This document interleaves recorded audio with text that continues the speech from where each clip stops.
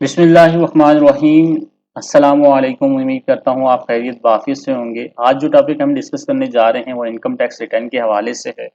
और income tax के अंदर आज हम सैलरी पर्सन का रिटर्न देखने जा रहे हैं। और सैलरी पर्सन के अंदर भी अगर किसी सैलरी पर्सन ने डिफरेंट इन्वेस्टमेंट की हुई है, जैसे नेशनल सेविंग्स के अंदर, बैंकिंग चैनल के अंदर कोई इन्वेस्टमेंट्स की हुई है, और इसके अलावा कोई इंश्योरेंस ली हुई है, तो सारी चीज़ों को आज के टॉपिक में हम डिस्कस करेंगे। तो चलें स्टार्ट करते हैं अपने लेक्चर को।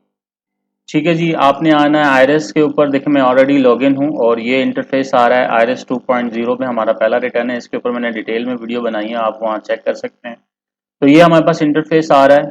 ठीक है जी, सबसे पहले देखें file your income tax return, इसके ऊपर आप क्लिक करेंगे तो आपके पास नॉर्मल फॉर्म ओपन हो जाएगा।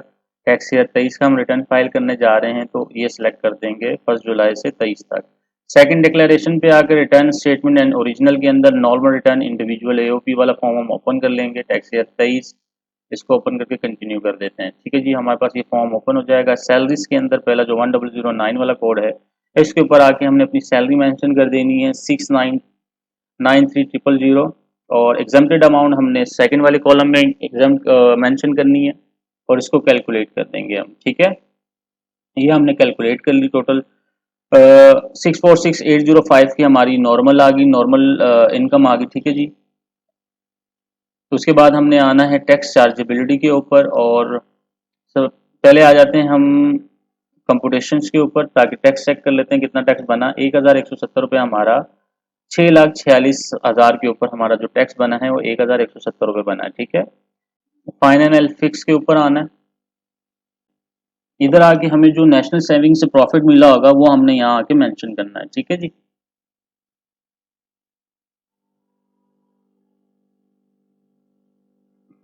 Profit on web 7 B amount not exceed 5 million. ठीक है, यहाँ पे क्लिक कर देंगे, इधर लिख देंगे नेशनल सेविंग, नेशनल, और नीचे हम सेविंग लिख देंगे, उसको सबमिट कर देते हैं। ठीक है, यहाँ पे आपने टैक्सेबल वैल्यू लिखनी है। अमाउंट टैक्स कटने के बाद जो मिलती है वो नहीं, टैक्सेबल यानी कि टैक्स के साथ वाली वैल्यू यहाँ आएगी, ग्रॉस अमाउंट आएगी सीधे अल्फाजों में। 327822 की अमाउंट है, और टोटल जो हमें प्रॉफिट मिला था इस साल 491082।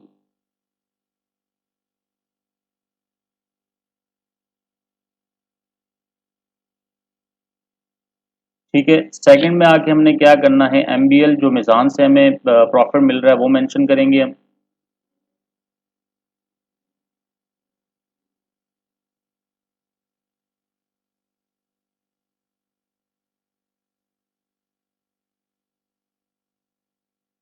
इसको भी सबमिट कर देते हैं, और यहाँ पे अमाउंट मेंशन कर देते हैं 5914, और जो टैक्स डिडक्ट हुआ है इसके ऊपर वो मेंशन कर देंगे 887। ठीक है, इसको कैलकुलेट कर लेते हैं। इसके बाद जी हम आ जाते हैं कंप्यूटेशन के ऊपर। और विद होल्डिंग जो है कंप्यूटेशन पे आने के बाद सबसे पहले चेक कर लेते हैं हमारा टैक्स कितना बनता है टोटल। और फाइनल एंड फिक्स के ऊपर जो हमारा टैक्स बन रहा है वो 50,000 50069 का है। और डिडक्शन कितनी होगी, हमने जो विद होल्डिंग डिक्लेयर की है 491, और रिफंड ये जी अमाउंट हमने कहीं गलत मेंशन कर दी है फाइनल एंड फिक्स के अंदर, इसको सेट करना होगा।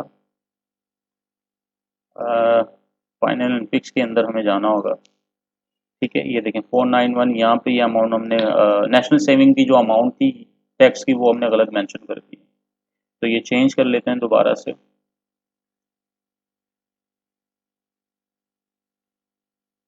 15% का टैक्स डिडक्ट होता है, तो 49182 अमाउंट बन रही होगी। ठीक है जी, तो 50069 की वैल्यू बनेगी। कंप्यूटेशन पे आते हैं,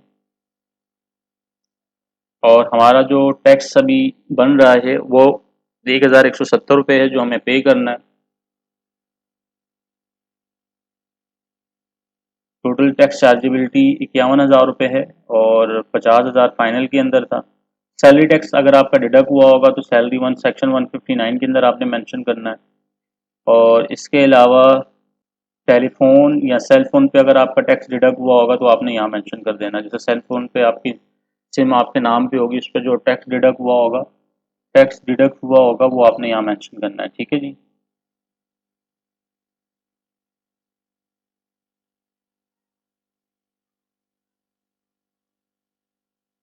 यहाँ पे जो आपने बैलेंस करवाया होगा पूरे टैक्स उसके अंदर सर्टिफिकेट के ऊपर मेंशन हुआ होगा, वो आपने यहाँ लिख देना और टैक्स की वैल्यू साथ वाले कॉलम में लिखनी है। ठीक है,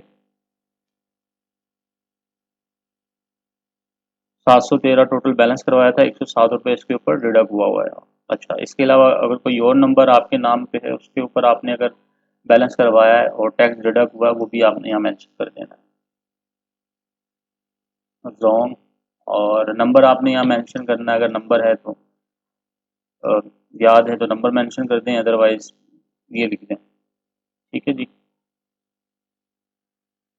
14398, और इसके ऊपर जो टैक्स डिडक्ट हुआ होगा वो आपने यहाँ मेंशन कर देना है। इसको कैलकुलेट कर लें।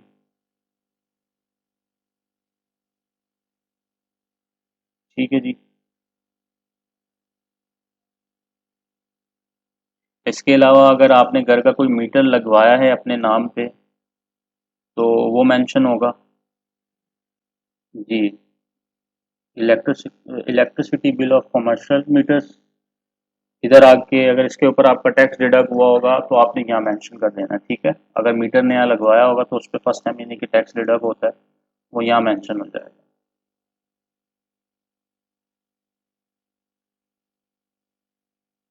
अगर मीटर नंबर या कंज्यूमर नंबर है तो वो आप मेंशन कर दें यहाँ पे।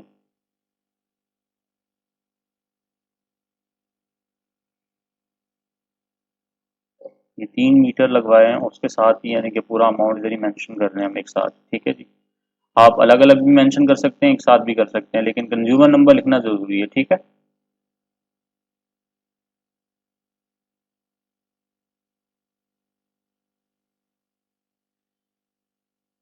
7208, और इसके ऊपर जो टैक्स डिडक्ट हुआ 865 का टैक्स डिडक्ट हुआ। ठीक है, इसको कैलकुलेट कर लें। कंप्यूटेशन के ऊपर आए,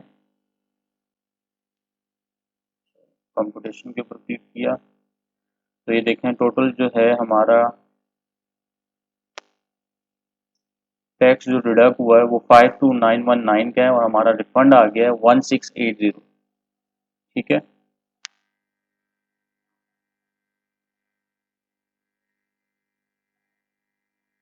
अब आ जाते हैं वेल्थ स्टेटमेंट के ऊपर, पर्सनल एक्सपेंस के ऊपर आ जाते हैं।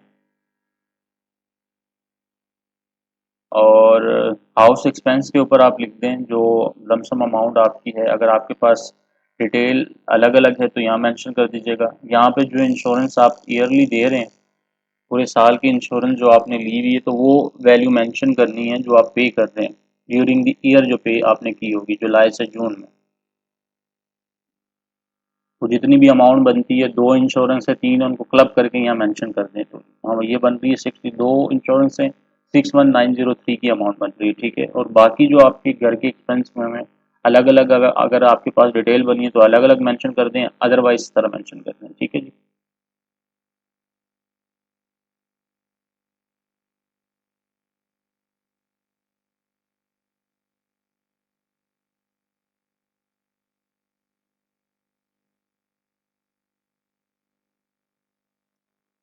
यहाँ पे टैक्स का अमाउंट मेंशन करेंगे आप, 52931 जो है 52919 की वैल्यू है। इसको कैलकुलेट कर लें दोबारा से। ठीक है, और पर्सनल एक्सपेंस जो है वो है 5444444, और इसको कैलकुलेट कर दें। ठीक है, टोटल जो है हमारा पर्सनल एक्सपेंस 659266 की वैल्यू आ गई। तो उसके बाद आ जाए जी पर्सनल एसेट्स के ऊपर। तो बैंक के बैलेंस चेंज हुए होंगे, आपने ये चेंज करने हैं सबसे पहले। तो यहाँ पे आके हमने क्या करना है जी, बैंक के जो बैलेंसेस हैं उनको चेंज करना है। 30 जून 2023 के अंदर जो बैलेंसेस होंगे वो आपने मेंशन कर देने हैं। तो सबसे पहले हम मिजान का बैंक बैलेंस जो है वो चेंज करते हैं। ठीक है, उसके बाद बैंक अल हबीब का चेंज करेंगे। आपके जितने भी बैंक होंगे आपने मेंशन करने हैं, अगर कोई नया बैंक आपने ऐड किया है तो वो भी आपने इधर ऐड करना होगा। ठीक है, अगर ओपन करवाया है तो। इसके अलावा जी जुबली इंश्योरेंस और स्टेट लाइफ वगैरह की कोई इंश्योरेंस है, उसकी जो आपने पैसे इस साल जमा करवाए हैं वो भी आपने यहाँ मेंशन करना है। ये पहले साल से लेके जिस तरह साल ईयर बाय ईयर ये जमा होते जा रहे हैं, तो इस साल की जो आपकी अमाउंट होगी वो ऐड हो जाएगी इसके अंदर। और ऊपर जो हमने अमाउंट चेंज किया है वो उसका था अपना स्टॉक एक्सचेंज का था। अगर कोई शेयर्स वगैरह लिए हो 30 जून का जो बैलेंस आ रहा होगा आपने वो मेंशन कर देना, ठीक है। तो ये हमने इंश्योरेंस की वैल्यू चेंज की है, जुबली इंश्योरेंस की वैल्यू चेंज कर रहे हैं, ठीक है। ये सब चेंज करने के बाद आपने क्या करना है, इसको कैलकुलेट कर लेना। नेशनल सेविंग का जो आपका 30 जून 2023 के अंदर बैलेंस होगा वो भी अपडेट कर देंगे यहाँ पे आप, ठीक है। ये हमने अपडेट कर दिया सारा, ये कैलकुलेट कर लिया हमने। और कैश के अंदर अगर कोई चेंज आया है तो कैश के अंदर अमाउंट वो मेंशन कर देंगे आप 30 जून के अंदर जो आपके पास कैश अवेलेबल होगा, ठीक है जी। इसके बाद रिकन्सिलेशन ऑफ नेट्स एसेट्स के ऊपर आ जाते हैं। और income declare as per the return of the year the subject to normal tax, ठीक है। जो नॉर्मल टैक्स की वैल्यू है वो आपने यहाँ मेंशन करनी है। टैक्स चार्जेबिलिटी के ऊपर आए, कंपुटेशन के ऊपर आए तो ये देखें 464 की वैल्यू है, सॉरी 646805 की वैल्यू जो आपने यहाँ मेंशन करनी है, ठीक है जी। और उसके बाद जो सेकंड वैल्यू है वो है जो एग्जम्प्टेड अमाउंट था वो आपने मेंशन करना है, वो कितना था 46195 है, इसको कॉपी कर लें।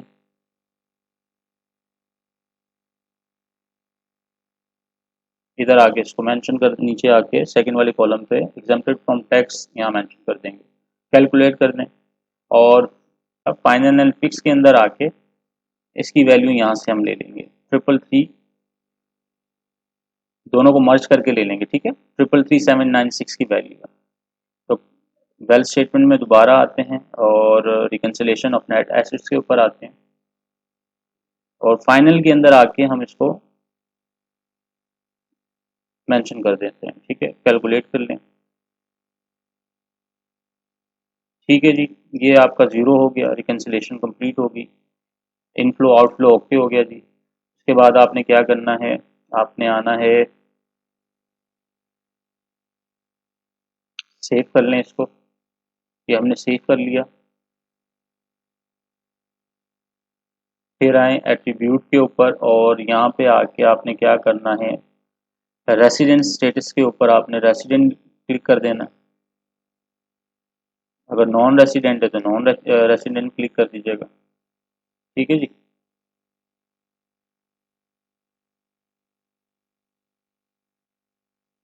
देन सेव कर दें इसको, डेटा पे आए दोबारा। ये करने के बाद आपने सेव करने के बाद क्या करना है, सेव। देन इसको सबमिट करेंगे तो आपसे पिन मांगेगा, पिन मेंशन कीजिएगा। पिन मेंशन करने के बाद आपका रिटर्न सबमिट हो जाएगा। रिटर्न सबमिट करने से पहले एक नज़र इसको देख लीजिएगा, रीचेक करने के बाद इसको फिर सबमिट कर दीजिएगा। और इस टॉपिक के हवाले से कोई भी क्वेश्चन या क्यूरी है आप मुझे कमेंट सेक्शन में पूछ सकते हैं। अपनी दुआओं में याद रखिएगा। अल्लाह हाफिज़।